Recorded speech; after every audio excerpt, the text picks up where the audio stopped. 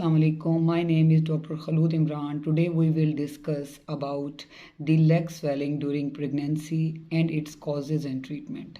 आज हम बात करेंगे एक बहुत अहम सवाल जो हमसे ओपीडी में होता है कि जी हमल में मेरी टांगें सूज गई हैं, क्या ये नॉर्मल है या एबनॉर्मल है और मैं इससे बहुत परेशान हूँ, या मुझे लोग कहते हैं कि जी टांगें आपकी बहुत सूज गई हैं तो इसका आप इलाज करवाएं।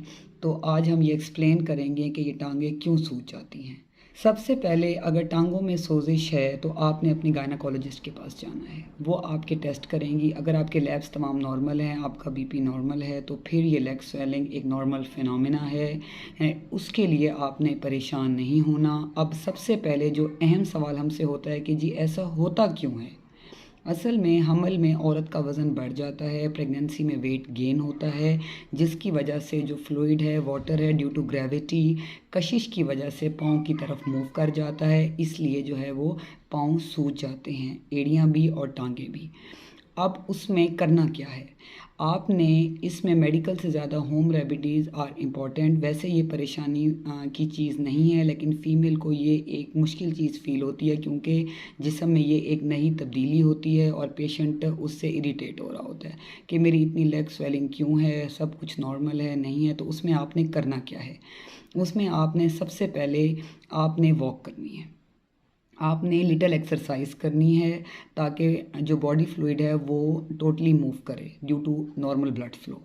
उसके अलावा आपने कंप्रेशन स्टॉकिंग्स पहननी है जो आराम से मेडिकल स्टोर्स पे अवेलेबल हैं। आपने लूज़ क्लोथ्स, ढीले कपड़े पहनने हैं, बहुत टाइट कपड़े नहीं पहनने इस हालत में। उसके अलावा मेडिकल शूज़ मिलते हैं।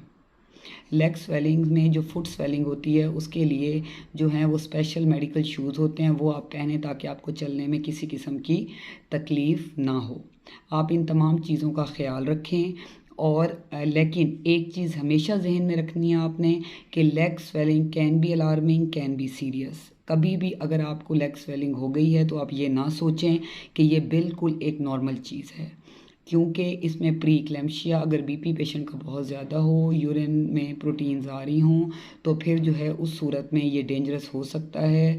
सो never sit at home, go to your gynaecologist. उसके अलावा अगर लेग स्वेलिंग एक टांग पे है और एक पे नहीं है तो ये बहुत अलार्मिंग है। इसमें भी आपने अपने घर नहीं बैठना, आपने अपनी डॉक्टर के पास जाना है ताकि वो आपके टेस्ट करें, आपका डीवीटी को रूल आउट करें और उसके मुताबिक आपकी ट्रीटमेंट करें। Thank you so much. अल्लाह हाफिज़।